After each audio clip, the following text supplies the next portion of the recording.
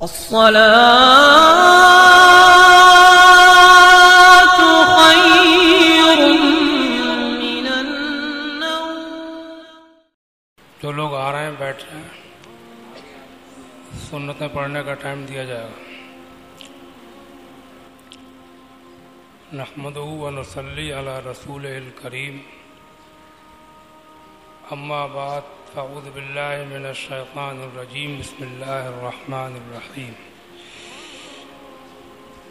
واما من خاف مقام ربہ ونہى النفس عن الہوى فإن الجنة هي المأوى۔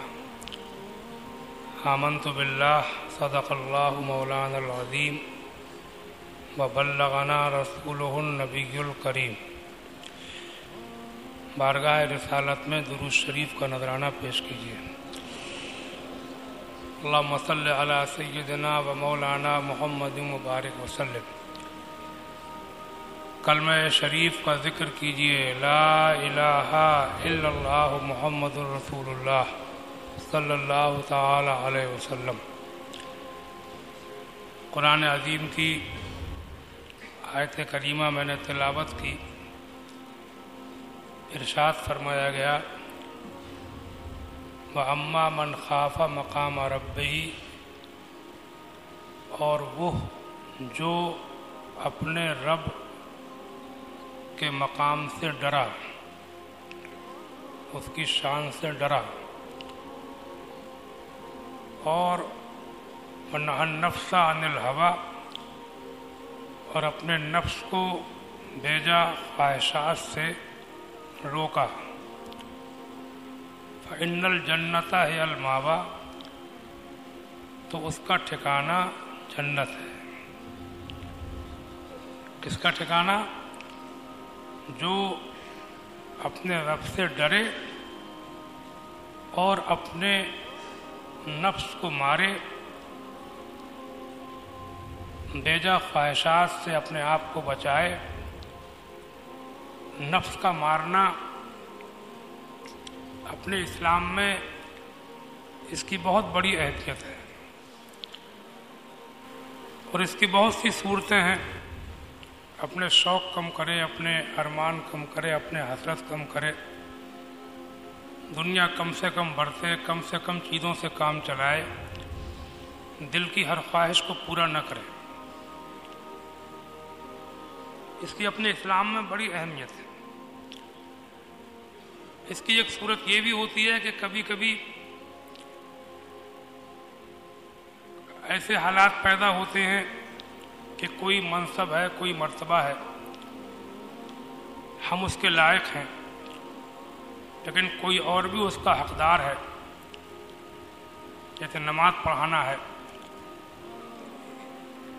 یا اور بھی کوئی مرتبہ ہے، منصب ہے، عہدہ ہے، تو اس میں اگر کوئی اور بھی اس کا حقدار ہے تو خود کو خاموش کر لینا، اپنے آپ کو روک لینا، اور دوسرے کو اس منصب پر فائز ہونے دینا اور اس پر خوش ہو جانا،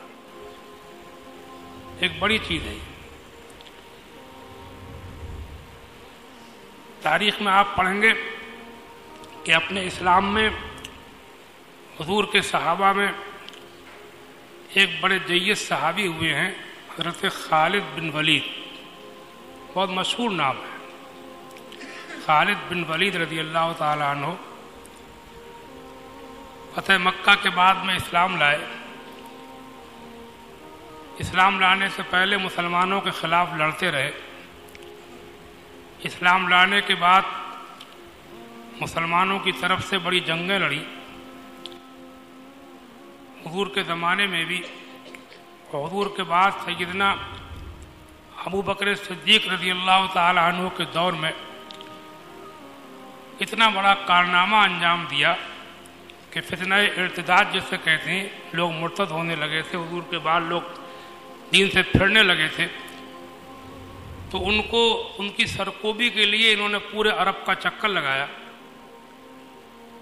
ایک چھوٹی سی فوج کے ذریعے جہاں جہاں بھی لوگ مرتد ہو رہے تھے، بہکائے میں آ رہے تھے کہ حضور جب نہ رہے تو اسلام ختم ہو گیا، کئی لوگ سمجھائے سے مانے، کہیں جنگ لڑنا پڑی. ایک کافی وقت تک پورے عرب کا انہوں نے چکر لگایا اور مدینے میں اس وقت لوٹے جبکہ پورے عرب میں اسلام اسی پوزیشن میں آ گیا تھا جو رسول اللہ کے زمانے میں تھا.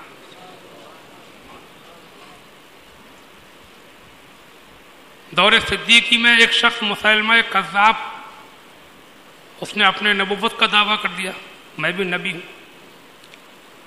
40,000 کی ایک فوج لے کر کے مدینے پہ چڑھائی کا ارادہ کر لیا. تو وہ تو مدینے میں آ بھی نہ سکا چڑھائی کے لیے. حضرت خالد بن ولید نے ایک فوج لے کر کے سیدنا صدیق اکبر کے حکم سے اور اس کو یمامہ کے میدان میں جا کر گھیر لیا اور بڑی خونریز بھیانک جنگ ہوئی. اس کے پاس بھی بڑی مضبوط فوج تھی، دعویٰ نبوت کا کر چکا تھا. ایک بھیانک جنگ ہوئی جس کو تاریخ میں جنگ یمامہ کہتے ہیں. اس جنگ کے اندر حضرت خالد بن ولید نے اتنی مضبوط طاقتور اس کی فوج کو پسپا کر کے اور ان کو شکست دے کر کے مسلمہ کذاب کو قتل کیا گیا، مارا گیا اور اس کا سارا فتنہ حضرت خالد بن ولید کی تلوار کے ذریعے سے دفن کر دیا.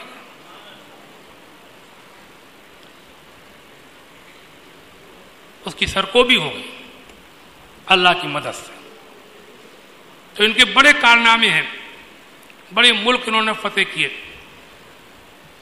لوگوں میں یہ مشہور ہو گیا تھا کہ حضرت خالد بن ولید رضی اللہ تعالیٰ عنہ جس جنگ میں ہوتے ہیں، جس فوج میں ہوتے ہیں تو کبھی ہارتی نہیں ہے. تو مجھے بتانا یہ تھا کہ حضرت سیدنا ابوبکر صدیق رضی اللہ تعالیٰ عنہ کے بعد حضرت عمر فاروق اعظم جب خلیفہ ہوئے تو حضرت عمر فاروق اعظم نے پہلا کام یہ کیا کہ حضرت خالد کو معزول کر دیا. سپہ سالاری کا جو عہدہ تھا ان کا، فوج کے سپہ سالار تھے، کمانڈر تھے، اس سے ان کو معزول کر دیا اور ان کی جگہ جناب ابو عبیدہ بن الجراح کو سپہ سالار بنا دیا.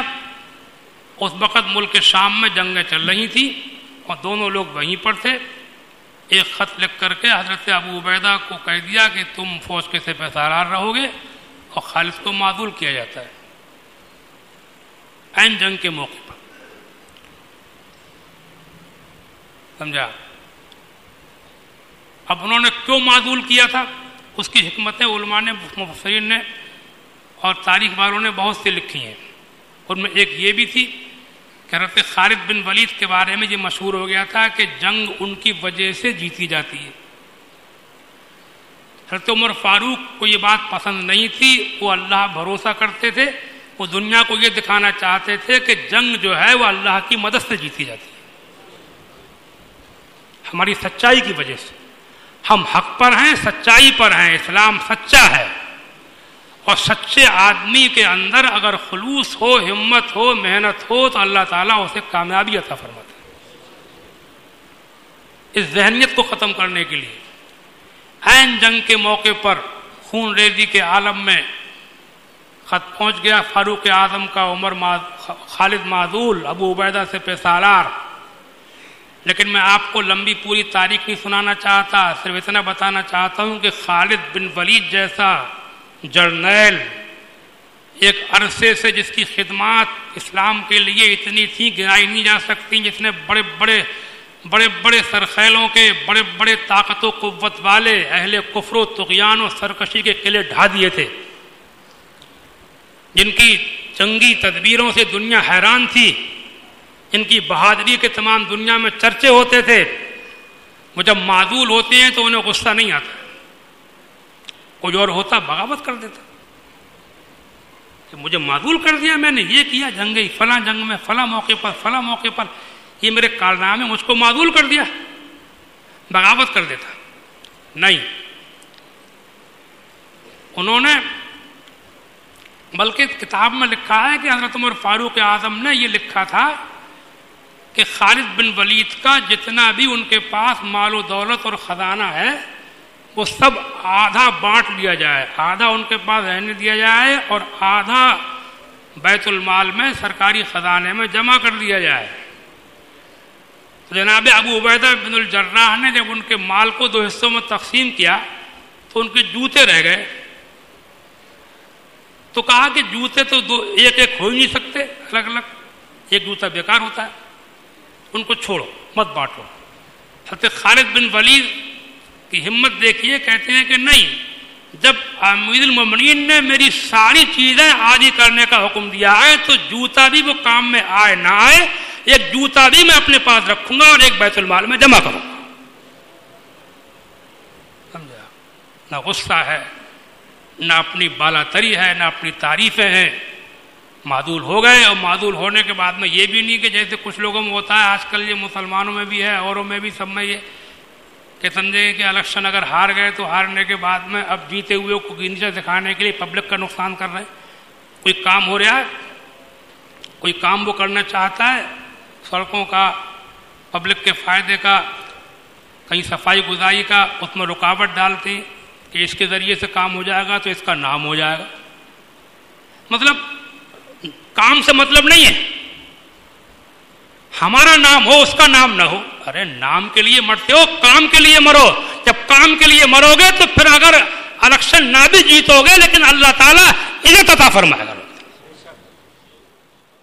سمجھے آپ؟ معذور ہونے